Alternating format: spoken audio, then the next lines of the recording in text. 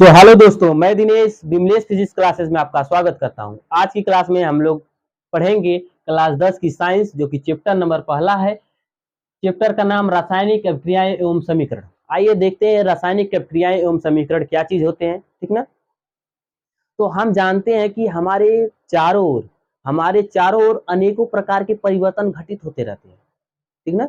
अनेकों प्रकार की घटनाएं क्या होती है, घटित होते रहते हैं, अर्थात अनेकों परिवर्तन घटित होते रहते हैं, ठीक ना। जो कि उसमें से कुछ पदार्थ है, अब जो कुछ परिवर्तन ऐसे होते हैं कि जो कुछ पदार्थों की भौतिक अवस्था तथा उसके आकार को, भौतिक अवस्था, आकार तथा उसके भौतिक गुणों में परिवर्तन करते रहते हैं, ठीक ना। परिवर्तन तो कई प्रकार के परिवर्तन तो बहुत सारे होते रहते हैं, लेकिन कुछ पदार्थ के परिवर्तन ऐसे होते हैं कि जो केवल उनके भौतिक अवस्था तथा उसके आकार और उसके भौतिक गुणों में परिवर्तन करते रहते हैं, ठीक ना। जैसे जैसे मान लीजिए आप सेब लिए या कोई अमरूद लिए, ठीक ना। अमरूद लिए हैं तो हम इसको अगर काट कर छोटा कर दें, इसको काट कर छोटा छोटा कर दे रहे हैं, तो काट कर छोटा छोटा कर रहे हैं, तो अब इसको काट रहे हैं, तो काट कर छोटा कर रहे हैं, तो काटने के बाद तो यह तो कोई अलग पदार्थ तो मिल नहीं रहा है। इसको काटने से कोई अलग पदार्थ तो बन नहीं रहा है। जैसे कि यह अमरूद है, अगर इसको काट दें तो यह केला बन गया, ऐसा तो नहीं है ना। ऐसा नहीं है, क्योंकि इसको काटेंगे, केला है या अमरूद है तो अमरूद ही रहेगा, ठीक ना। तो बस हो क्या रहा है, इसको काट काट कर इसको हम छोटा कर दिए। अब काटते गए और यह पूरी तरीके से छोटा हो गया, ठीक।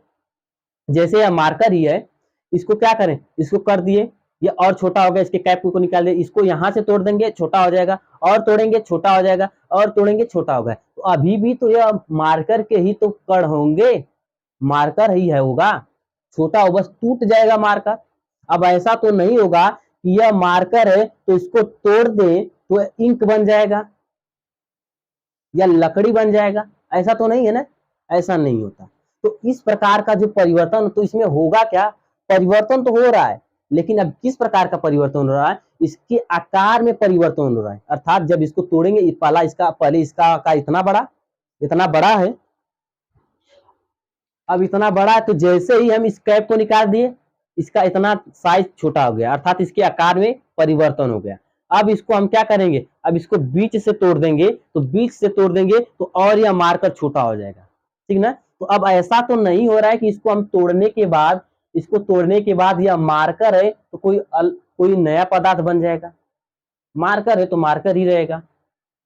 या तो जैसे मान लीजिए बर्फ को ले लीजिए, आप बर्फ को निकालिए, आप फ्रीज से निकाल कर लाएं बर्फ को, और उस बर्फ को जैसे ही फ्रीज से बाहर रखें, वह बर्फ पहले बड़ा था, गलने लगा, गलते गलते छोटा बर्फ हो गया, बर्फ की बहुत छोटा सा टुकड़ा बचा। तो ऐसा तो नहीं है कि वह बर्फ से वह कुछ अलग पत्थर बन जाएगा, ऐसा तो नहीं है।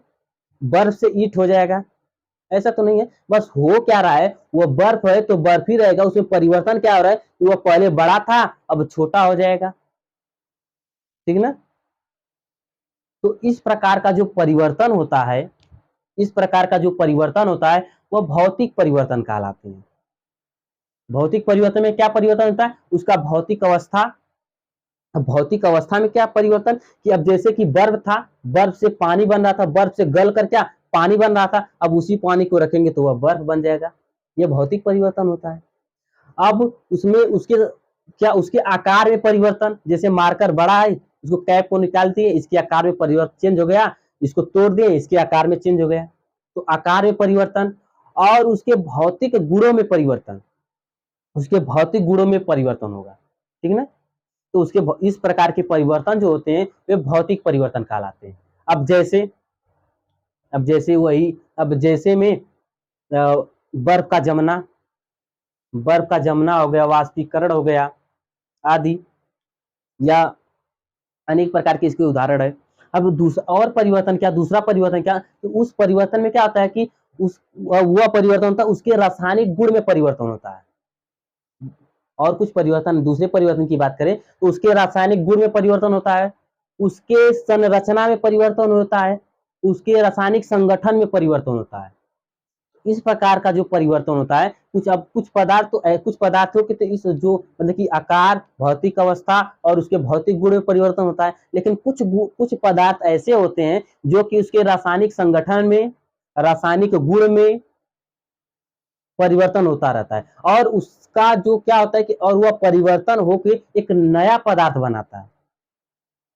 तो इस प्रकार का जो परिवर्तन होता है वह रासायनिक परिवर्तन कहलाते हैं। इस प्रकार के परिवर्तन को रासायनिक परिवर्तन कहते हैं। ठीक ना? आइए देखते हैं, और उस रासायनिक परिवर्तन को ही हम अभिक्रिया कहते हैं। ठीक, आइए देखते हैं अभिक्रियाएं। तो जो अभिक्रिया है क्या कि हमारे चारों ओर अनेकों परिवर्तन घटित होते रहते हैं। ठीक, हम जानते हैं कि हमारे पृथ्वी पे हमारे चारों ओर हमेशा कोई ना कोई परिवर्तन होता रहता है, हमेशा लगातार कुछ ना कुछ परिवर्तन होता रहता है। ठीक ना? तो अनेकों परिवर्तन घटित होते रहते हैं जो पदार्थों के रासायनिक संगठन व गुणों को परिवर्तित करते रहते हैं। क्या होता है, जो पदार्थ है उस पदार्थों का रासायनिक संगठन, अर्थात रासायनिक संगठन का मतलब कि उसके अंदर जुड़ने, जो कण है, कण के जुड़ने का जो परिवर्तन है वह उसके गुणों में परिवर्तन भी हो जाएगा। जब जुड़ेगा पहले कुछ और था, जुड़ने के बाद कुछ और बना लेगा। इस प्रकार के परिवर्तन, और उनके गुणों को परिवर्तित कर देते हैं। ऐसे परिवर्तन को क्या कहा जाता है? ऐसे परिवर्तन को अभिक्रिया कहते हैं। ठीक, जैसे उदाहरण में दूध का फटना और जंग का लगना, परमाणु विस्फोटक। जैसे दूध है, जब दूध फट जाएगा तो उससे क्या होगा कि फट जाएगा तो उसका गुण में परिवर्तन हो जाएगा। उसके गुणों पहले कुछ अलग तरीके से लगेगा, जब फट जाएगा, जब फाड़ा जाता है, उसको फाड़ कर जब खोआ बनाया जाता है, देखते हो कि पानी कुछ अलग हो जाता है और उसका जो मलाई होता है ऊपर जम जाता है, जिससे हम खोआ बनाते हैं। इस प्रकार का तो दूध का फटना, जंग का लगना, परमाणु विस्फोटक आदि यह अभिक्रिया के उदाहरण है। आइए देखते हैं रासायनिक अभिक्रिया। अब रासायनिक अभिक्रिया क्या होता है कि रासायनिक अभिक्रिया में क्या होता है कि वह अभिक्रिया जिसमें एक या एक से अधिक पदार्थ होंगे। एक या एक से अधिक पदार्थ क्या होगा, मिलकर, जब एक या एक से अधिक पदार्थ मिलकर नए पदार्थ बनाएंगे। बताए थे ना कि एक या एक से अधिक पदार्थ जब मिलेंगे और उनके मिलने के बाद एक नया पदार्थ बनेगा। उसमें क्या बन रहा है, एक नया पदार्थ का निर्माण करते हैं, एक नए पदार्थ का निर्माण करते हैं, रासायनिक अभिक्रियाएं कहलाती है। ठीक ना? रासायनिक अभिक्रिया कहते हैं। अब जैसे उदाहरण में देख लीजिए, मैग्नीशियम धातु को, यहाँ पे क्या है, मैग्नीशियम धातु है, मैग्नीशियम धातु को वायु में जलाने पर मैग्नीशियम ऑक्साइड बन रहा है। मैग्नीशियम ऑक्साइड का सफेद चूर्ण प्राप्त होता है। ठीक, अब जैसे देखिए मैग्नीशियम को हम जला रहे हैं तो सब होता क्या चीज है, जब हम किसी भी चीज को जलाते हैं तो जलाने पे सबसे पहले होता क्या कि वह ऑक्सीजन से क्रिया करता है। तो ऑक्सीजन से क्रिया करने के बाद वो आग पकड़ती है उस वस्तु में। तो यहाँ पर भी यही होता है। तो यहाँ पे जो यह मैग्नीशियम है Mg, ये जो मैग्नीशियम है, सबसे पहले वायु की उपस्थिति में यह अभिक्रिया हो रही है। तो वायु की उपस्थिति में हो रही है तो सबसे पहले करेगा क्या, ऑक्सीजन से क्रिया करेगा। ठीक ना? ऑक्सीजन से क्रिया करेगा, जो कि हम अब ऑक्सीजन इसमें आएगा कहाँ, हम जानते कि जो वायु है उस वायु में हमारा ऑक्सीजन पाया जाता है। ठीक ना? वायु में बहुत सी सारे गैस हमारे होती हैं, लेकिन जो कि उससे क्रिया कौन करता है, सिर्फ किससे क्रिया करता है, ऑक्सीजन से क्रिया करता है। ठीक ना? तो अब इससे क्रिया करके क्या, अब यहाँ पे लिखा है कि जब मैग्नीशियम धातु को वायु में जलाने पर मैग्नीशियम ऑक्साइड का सफेद चूर्ण प्राप्त होता है। मतलब मैग्नीशियम ऑक्साइड को जब मैग्नीशियम को जलाते हैं तो यहाँ से देखिए, तो यह इससे बनाएगा MgO।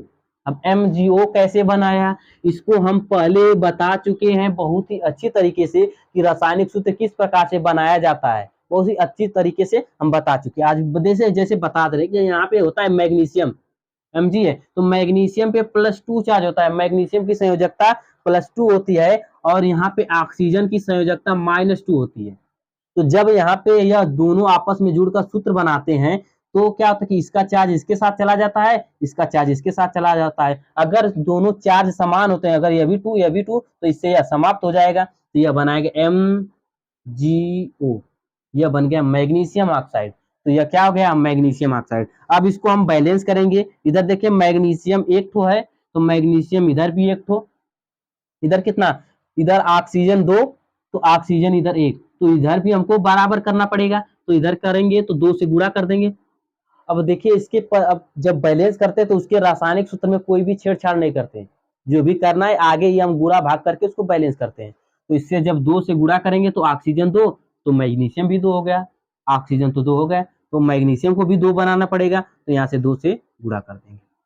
ठीक, आई बात समझ में? इसका स्क्रीनशॉट ले लीजिए आप लोग। तो उम्मीद है हमें कि आपको यह वीडियो समझ में आई होगी।